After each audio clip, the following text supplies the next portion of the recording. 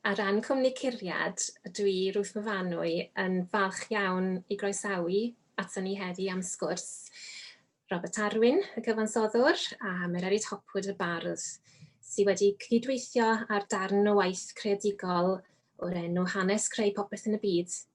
Mae'r gwaith yma yn 7 o caneuon sydd mewn cyfrol a wedi cyhoeddi gan cyhoeddiadau Curiad. Croeso mawr i chi'ch dau. Diolch yn fawr. Dwi'n meddwl beth sydd o ddiddordeb iddo ni fel ochr y cyhoeddi. Wnaethon ni dod fewn i'r peth ar ei ganol. Ac i ni ddim yn siŵr beth digwyddodd yn y dechrau. Pwy oedd wedi cael galwad ffôn gen pwy syniad pwy oedd e. Ni'n gwybod mai darn comisiwn oedd e, ond falle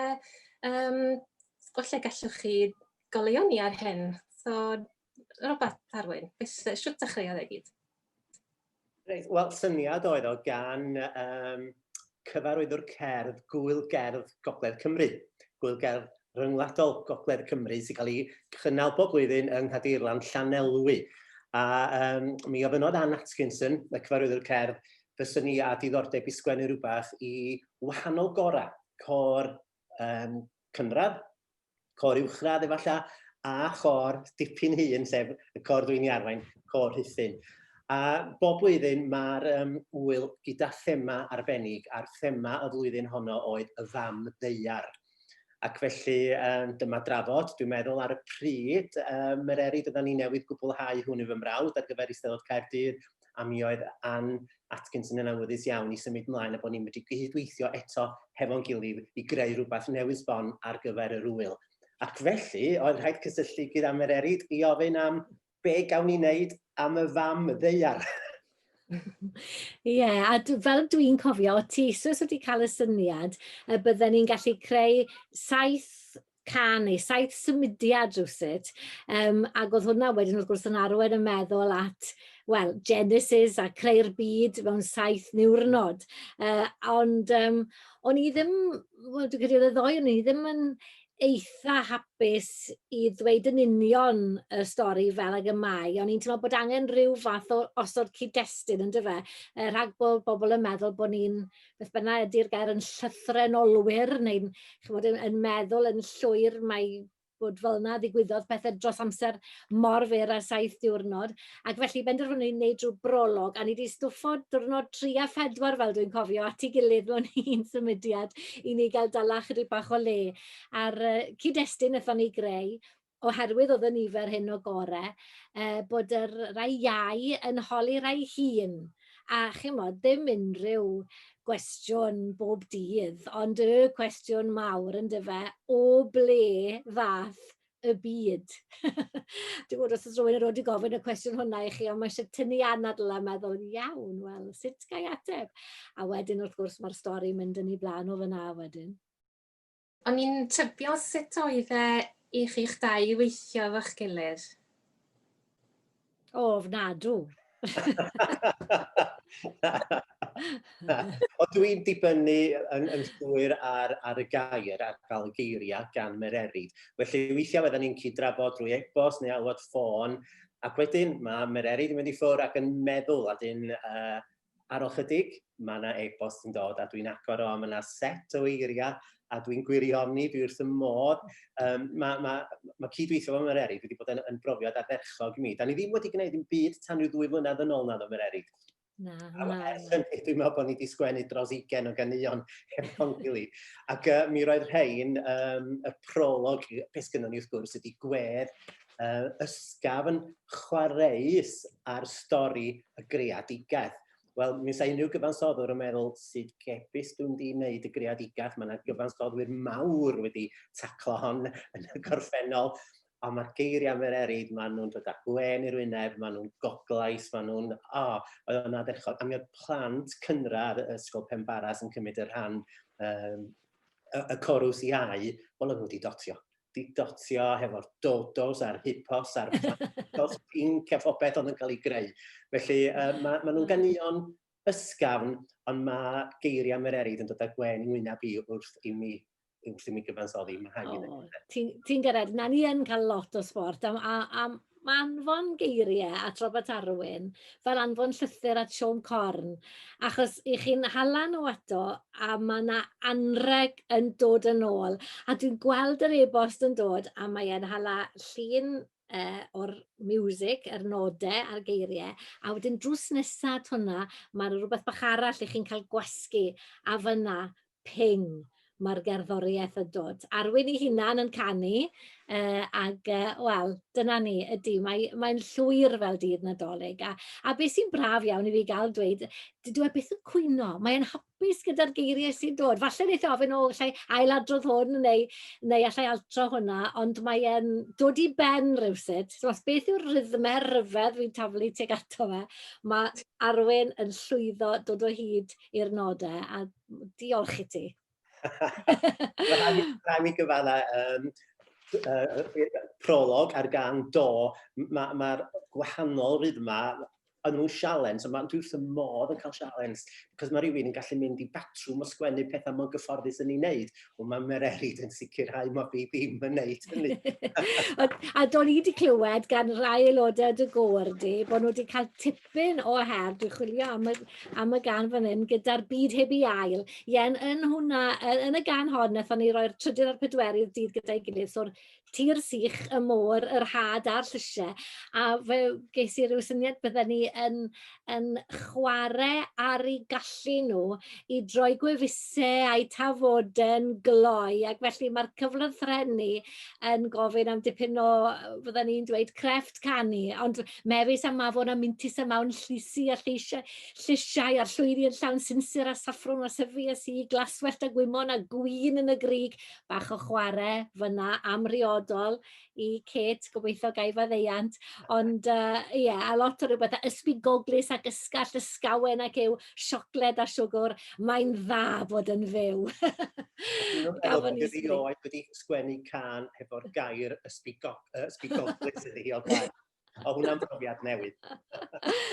Ia, geson ni dipyn o gyfle i gael sport, fel oedd Robat Arwyn yn sôn fyna, ar y gair dodo. Ni'n meddwl, chi'n gwybod, yn yr oes hon, lle ni'n dod yn fwy ymwybodol o'r creaduriaid i ni wedi hesgeuluso, neu sydd wedi difa, ac yr enw sy'n dod i'n meddwl ni wrth gwrs yw'r dodo, ynddo fe, dead as a dodo. Wel, wrth gwrs, oedd e'n na fe ar blat i ni oherwydd bod ni'n dweud do. Ac felly mae yna angrediniaeth do fe, naddo, do. Wedyn, i ni mynd o fyna, ac oedd e'n hyfryd i glywed yr cantorion wrthi. Mae'r darnau yn addas i pob math o lleisiau fel corau insain, corau deisain, corau SA tyba, SAB hyd yn oed. Mae pob math o gyfuniadau o fewn y gyfrol, ac wedyn yn ei canol nhw gyd mae yna 19. O yna ryw reswm am hyn, Arwyn, oedd rhywbeth yn apelio i gael rhywbeth hollol wahanol yn canol? Wel, o'na ddau reswm. Mae'n debyg mwyn cael yr amrywiaeth, dyna oedd un reswm. Oherwydd, fel ti'n dweud, mae yna wahanol gyfuniadau o leisiau coral yn y 6 can arall. Ond hefyd, oedd o'n fatar ymarferol o amser dysgu ac amser i sgwennu hi. Oherwydd, dwi'n meddwl, oedd hi'n, os dwi'n cofio'n iawn, Mererid, oedd hi tua diwedd mis Mai ar y 2 gan gyntaf yn dod i mi fel geiriau, a wedi'n gychwynnu si'n Mehefin arnyn nhw. Ac oedd yr ysgol Penbaras, mi'r cor ni'n deud, a mae'n to amser sgynnon ni'n dysgu nhw, oherwydd oedd y perfformiad cyntaf ym mis Medi, ac wrth gwrs mae'r ysgol yn cael ym mis Awst dros wyliau'r ha, a'r cor ddim yn cyfarfod chwaith. Felly, yn y diwedd, dyma benderfynu reit, 19, dyna i ofyn yn garedig iawn i Gwenan Mars Lloyd, sy'n aelod o'r cor ieuenctid, cor Cytgan, tybad fysa hi modlon canu'r 19. Ond be nes i, ond rhaid mi gyfadda, mis Awst sgwennu si'r 19. A Mererid, dwi'n mwyn ti'n cofio, mi nes i gyrru'r 19 i ffwrdd i Mererid. A ddeis di nôl ata i a gofyn rhywbeth, lle mae'r bennill ola?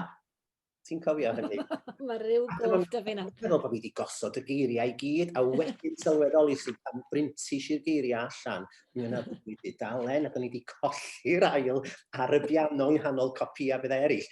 Felly, yn sydyn reit, dyma chwilio ar y biano, cael hyd i'r pennill ola un, ac felly dyma addasu'r diwedd mwyn cynnwys y geiriau i gyd. Felly dwi yn ymddihiro am hynna, Mererid.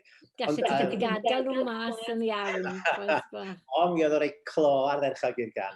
Wedyn, mi nath Gwenan Mars Lloyd chwarae teg mewn cwta rhyw 2 wythnos dysgu hi a'i pherfformio hi yn Llanelwy yn y Gadeirlan. Mae'n dda, mae dim leni oedd hwn fod cael ei perfformio am y tro cyntaf yn dde, neu bydde ddim wedi digwydd. Ia, neu mi ddigwyddodd, mi bron i mi ofyn i'r hwylgerdd tybad fysa nhw'n gohirio'n perfformiad ni, oherwydd o'n i'n teimlo bod eisiau mwy amser i'w sgwennu fo'n iawn, ond dwi'n falch o'n nes i ddim. Ie, yndi. Sut profiad oedd e i glywed yr perfformiad cyntaf? Wel, oedd o'n od iawn oherwydd bod fi rhan o'r perfformiad, o'n i ar y llwyfan yn Arwain, a dim y 3 chor 150 o gantorion yn yr eglwys, a yn ista, oedd un, at cofrithin yn yr ymarfer, ista reit yn y top, oherwydd oedden ni ar rhyw fath o ryw risia anferth, yn mynd yn uchel, a mi oedd lot o'r cor yn teimlo'n sal, bod nhw mor uchel, wedyn oedd rhaid i ni ail feddwl lle oedden ni, mi oedd y cor ieuenctid wedyn i'r top, oedd yn nhw'n gallu, chwarae teg. A mi oedd y cor rhythyn yn is i lawr, a mi oedd y cor plant ar y llawr y llwyfan. Oedd o'n werth i weld i ddechrau ni. Ac yn wrth lwc, mi oedden ni'n brysur drwyddo fo'n yn Arwain, wedyn ac yn cyfeilio i Gwenan yn yr unawd pyllau golau. Ond ymateb da o'na perfformiad yn y pnawn a perfformiad yn y nos, a mi oedd hynny'n arbennig iawn, rhaid i ddweud. Fi'n credu, ein ni'n edrych ymlaen gymaint yn dydyn ni gael darnau fel hyn mewn perfformiadau go iawn ar llwyfannau. Yn y dyfodol, pryd bynnag bydd e'n gymaint o bleser, mwy na arfer, fi'n siŵr.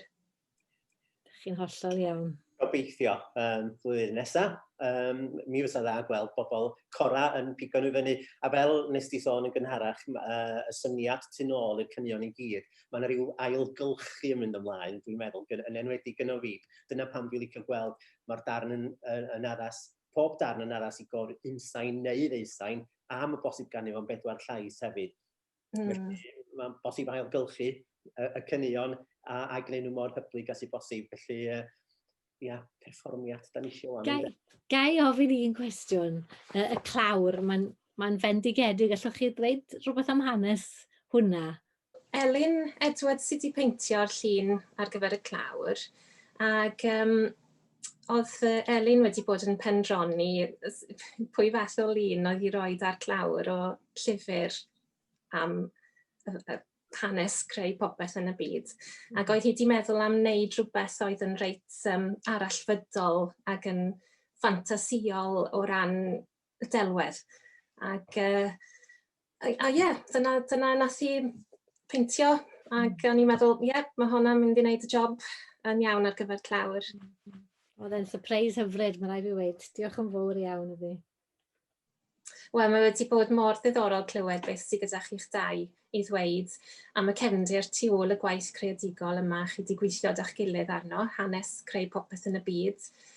Mae'r llyfr mae nawr yn mynd i fod ar werth yn y siopau llyfrau lleol o gychwyn mis Ragfyr, a mae ar wefan Curiad, sef www.curiad.co.uk, ac ni'n gobeithio bydd nifer o'noch chi sydd adre yn methu mynd i'r côr ac yn methu dysgu gyda'ch gilydd yn prynu'r gyfrol ac yn marfer nawr dros yr amser tawel hyn. Ac gobeithio blwyddyn nesaf mi gawn ni glywed perfformiadau gwych o'r darnau anhygoel yma. Diolch yn fawr iawn a hwyl i chi. Diolch yn fawr. Diolch yn fawr.